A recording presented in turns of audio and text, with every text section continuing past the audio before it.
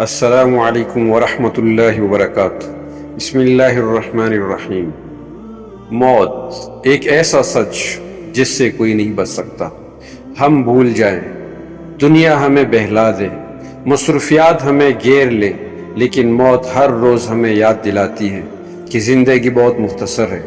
انسان جب موت کو بھول جاتا ہے تو دل سخت ہو جاتا ہے، گناہ آسان لگنے لگتے ہیں اور نیکی مشکل۔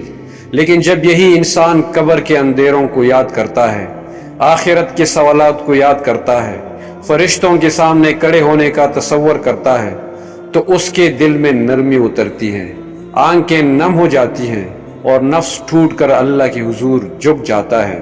سوچئے وہ دن جب ہماری آنکھیں بند ہوں گی، لوگ ہمیں مٹی کے حوالے کر دیں گے، سب رشتے، سب خواہشیں، سب دولت پیچھے رہ جائیں گے، صرف اعمال ساتھ جائیں گے۔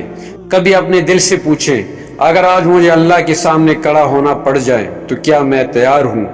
کیا میری نمازیں پوری ہیں؟ کیا میرے دل میں کسی کے لیے کینہ، حسد یا بغض تو نہیں؟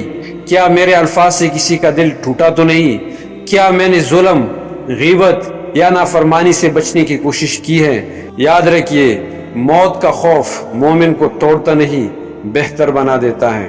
جو موت کو یاد رکھتا ہے اس کے قدم سیدھے ہو جاتے ہیں، دل عاجز ہو جاتا ہے، رویہ نرم ہو جاتا ہے، اور وہ دنیا کی دھوکے میں نہیں پھنس سکتا۔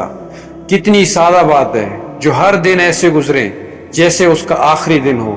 وہ کبھی نماز نہیں چھوڑتا، کبھی دل نہیں دکھاتا، کبھی گناہ پر اصرار نہیں کرتا۔ اے اللہ، ہمیں موت کو صحیح طرح یاد رکھنے والا بنا دے، ایسا دل جو گناہ سے نفرت کرے، نیکی کی طرف بھاگے اور ہر لمحہ آخرت کی تیاری میں لگا رہے۔